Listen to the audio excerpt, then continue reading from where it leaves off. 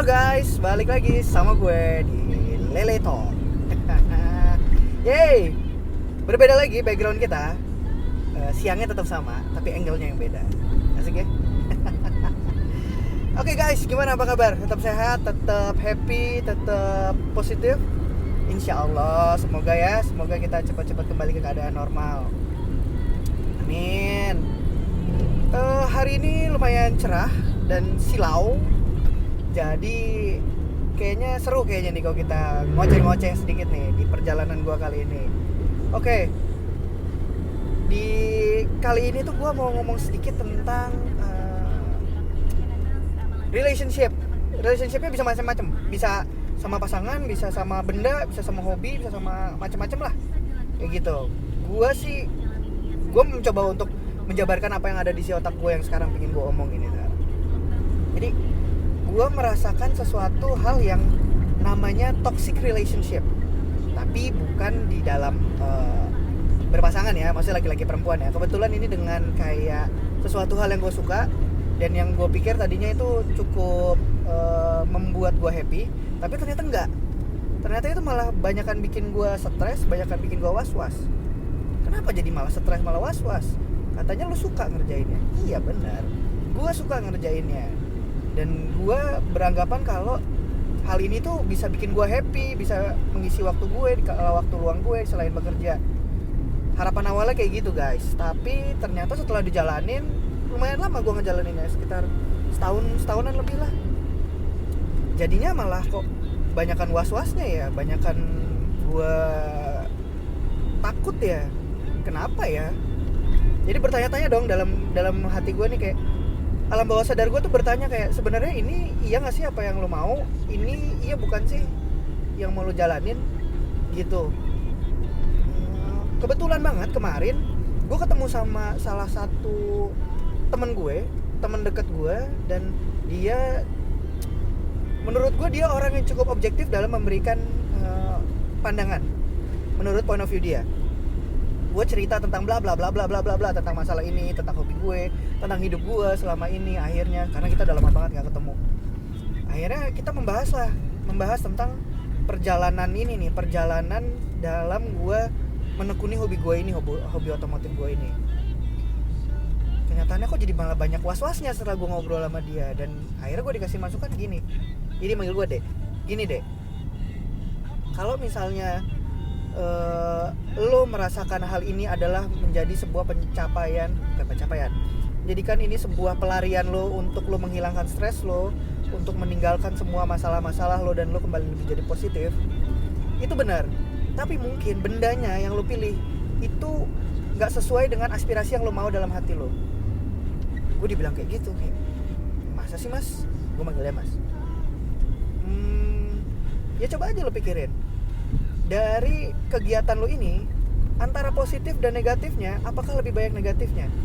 Dari happy dan was-wasnya, apakah lebih banyak happy atau lebih banyak was-wasnya? Akhirnya gue mereview lagi dong, gue mengulang lagi dan merecall.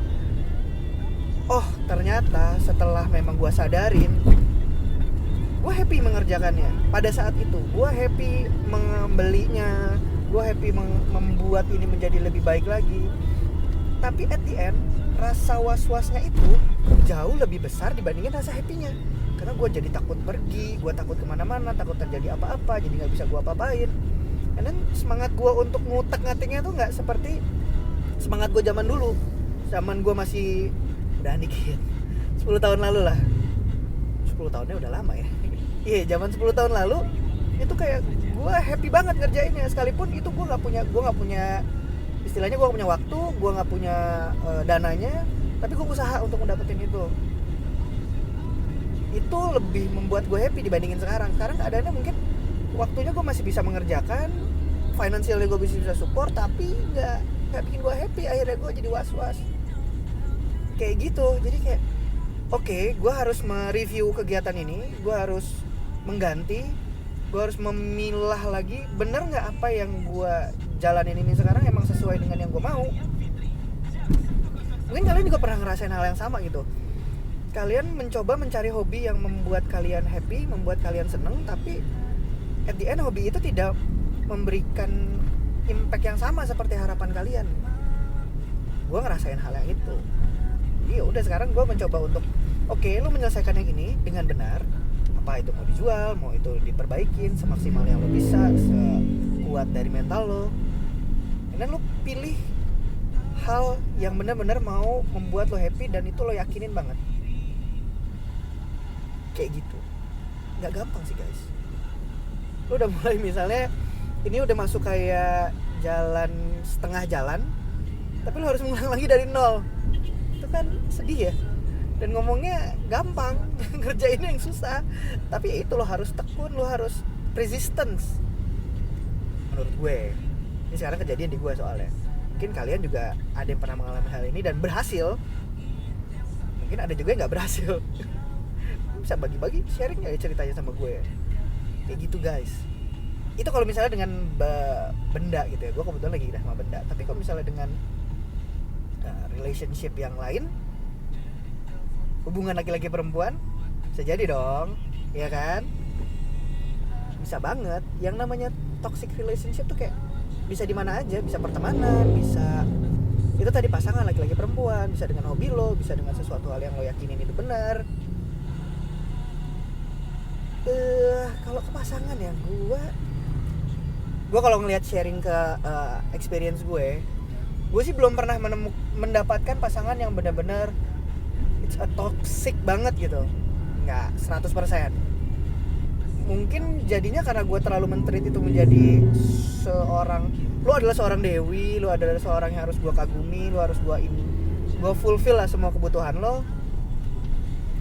Ya kadang mungkin mereka terlena, kadang mungkin mereka terlalu berlebihan menerimanya, kadang ada yang benar, ada yang ya udah menikmati hal itu. Ya belum pernah sih gue secara toxic real gitu, tapi ya kayak aneh-aneh dan sedikit kurang benar ya pernah lah. Ada yang cuman jajan doang, ada yang cuma minta antar jemput doang, ada yang somehow jadi ada yang minta barang atau kayak gimana, atau gue dimanfaatin untuk sekedar menemani dia aja padahal dia sama orang lain. Sedih banget ya gue. Gitu guys, kurang lebih sih kayak gitu ya. Maksudnya toxic relationship bisa banget lo tahu kalau memang lo clear objektifnya dalam hidup lo itu lo apa. Gue pun di umur segini juga kayak bukan baru, gue mencoba untuk menentukan ya harusnya begini sih, harusnya gini, harusnya gue bisa lebih gini. Dan itu lo belajar dari setiap hubungan lo, mau itu dari sama orang lain, pertemanan, atau dari hobi lo tadi itu yang gue bahas. Jadi kayak gitu aja guys. Semoga sharing ini bisa sedikit membuka mata kalian. Kalau kebuka, kalau enggak ya lo cari orang yang bisa kebuka deh. Gitu guys. Ya, semoga kalian tetap sehat, tetap produktif, positif. Jangan kalah sama keadaan kayak gini. Kita pasti bisa.